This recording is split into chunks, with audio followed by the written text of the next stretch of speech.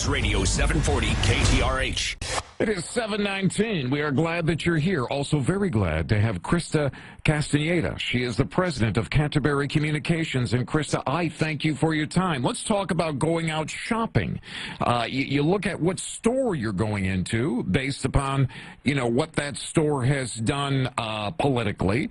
There are some, I mean, I can name a couple right now. I don't want to do any damage to stores, but there's one in particular I don't go into anymore because of what they've done with their bathrooms. That's all I'm going to say. But that's what people are doing these days, kind of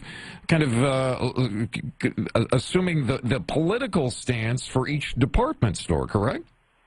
Well, yes. There's been a lot of news about stores that are affiliated with the Trump family or carrying Trump brands being boycotted.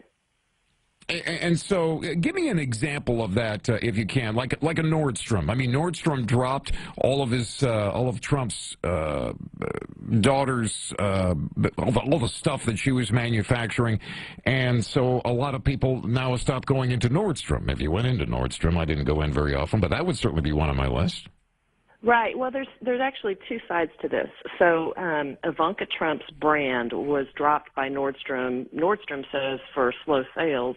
Others say it was because of the campaign of a certain organization called Grab Your Wallet that wanted people to boycott Nordstrom's because they were affiliated with the Trump family. Mm-hmm. But there's others who say, well, I'm going to shop just to oppose groups like Grab Your Wallet. So there's really both sides are getting involved in this. And while it's new because of the age of the internet and how fast these things move, these kinds of campaigns have been going on for political reasons for a very long time. Does it really, does it affect a department store's business? Does it affect a particular brand, whatever it is we're talking about, whether it's perfume or clothing, whatever it is?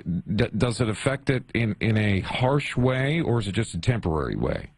Well, so there's probably different answers depending on which particular brand and store we're talking about, but with Ivanka Trump's brand and the brand itself being targeted, it might have a very big impact on that brand's sales, maybe not so much of a big impact on Nordstrom's overall sales. In terms of how long it lasts, boycotts are typically thought to be pretty temporary in their effectiveness, but it depends on the vigor with which the proponents of the ban keep up the message.